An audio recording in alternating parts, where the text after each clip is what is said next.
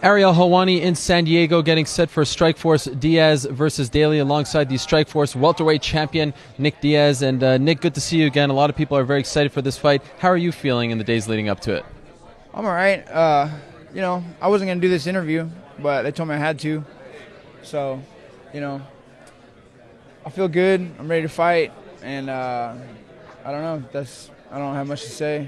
Something against me? Do you not like me, Nick? I feel like you instigate fights quite a bit, but that's Fights between the fighters? yeah. I mean, maybe that's your job, but where I come from, people like that get slapped. Do you think I'm instigating, or do you think I'm just asking questions? You're just doing your job, bro. It's nothing personal. Respect, right? Saying, yeah, I just don't like to fall into play with the whole thing. So. Well, I hope we can have a mutual respect, and always enjoyed watching you fight, and respect the time, and been covering you for a long time. So I appreciate the time as always. No, it's all good. I see how you are. Okay. It's like, that's how you got to be. That's how you. That might not be a good thing. Well, it's not a problem for me. It's your job. So, I mean, I don't know. It might not be a good thing, but I don't know. You get paid, right? So we gotta do what we gotta do out here. All right, well, let's talk about the fight itself. A lot of people think that Paul Daly might give you your toughest test as welterweight champion. Would you agree with that? You never know. Sometimes it's matchup and fighters. I can always end up taking some bad shots right off, the get-go, and having it cost me the fight in the later rounds or in the first round.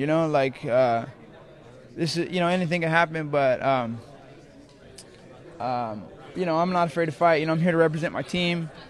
They asked me to take this fight, and it was real short notice. I just had all these fights. They fight me too much. I'm most overworked, overtrained, underpaid.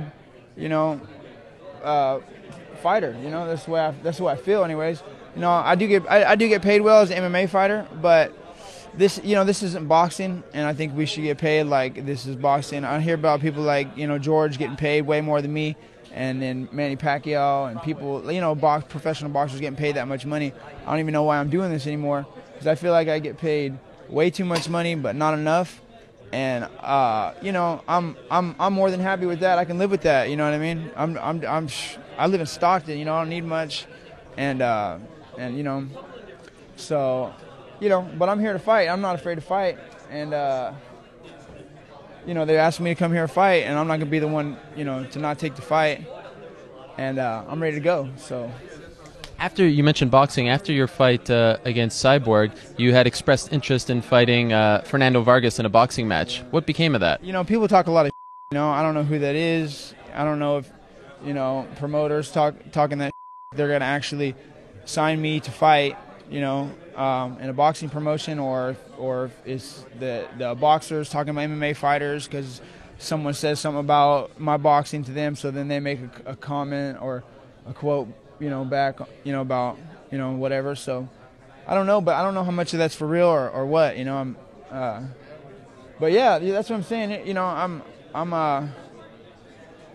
I'm motivated if we're talking big money like that, you know what I mean? So what's whatever, but regardless, fighting or not fighting, in the future, I'm a serious athlete, and I'm gonna be training. And I've learned, I've got enough from MMA. I got enough money. Number one, I got enough experience in how to live now from this, and that's all I need. I don't need this.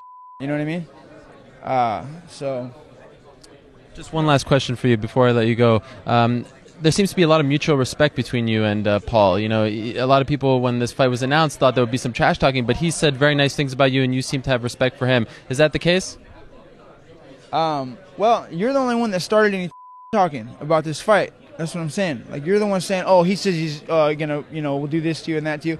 I was giving an analogy about how I thought the fight might go if it, in my favor if it did, and then you're saying I made these statements to him, and then he's like, oh, I'll knock Nick Diaz out or something.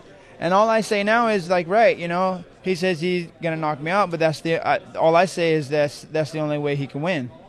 So, there's not much to say. There's no mutual respect. What, he's not talking to I'm not talking to why would I have anything, talk bad about him. You know, I hope he don't hit me with the cheap shot, but I understand, you know, what it feels like to be held down for 3 rounds, and and it just don't feel like this guy. You know, this guy is avoiding the fight now. You know what I mean? He's avoiding the fight, and he wins the fight. So the guy who doesn't fight gets to win. So on account of this rules and scoring criteria that we've developed, and we used to have a whole other organization called Pride with different rules, and I think it worked out way more, for exciting fights, and you get to see a lot more technical aspect come out in the fight. You know, you get to see, a guy.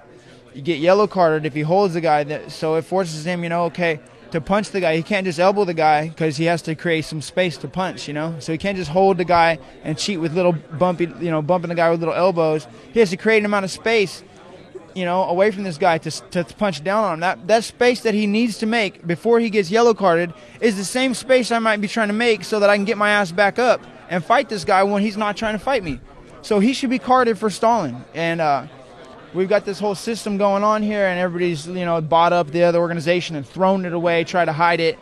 And it's just wrong, I feel like the Japanese, they kind of knew how the martial arts went and how it should be. And the more technical, martial artist or wrestler or boxer, and the best man's going to win, by these old rules, is the way I feel. I feel like, it favors the more technical boxer and martial artists, and all this UFC and the cage fighting nowadays, it's always been geared towards the wrestler. It's always been geared towards the wrestler. I knew that, and then as soon as I started fighting the UFC, I knew I needed to really, pick it up and start playing that game, and learn how to fight like that. Because I'm winning, I can go out there and do damage and win on damage and lose a fight, but I got to win on this criteria, So, I won fights on the past and damage in my own mind, in my eyes, in their eyes, but in the judges' eyes, the other guy won. But when I went home, and they went home, they know who really won the fight. You know what I mean? So, but they knew how to win the fight. And they were aiming to go in there and win on those on that scoring criteria. I just I wasn't up on game, and I should have been, and I just didn't have anybody to tell me, hey, listen, you will lose the fight if you go on bottom in the first round and they start. You know what I mean? Yeah. It's just not you don't realize that stuff when you're 18 years old.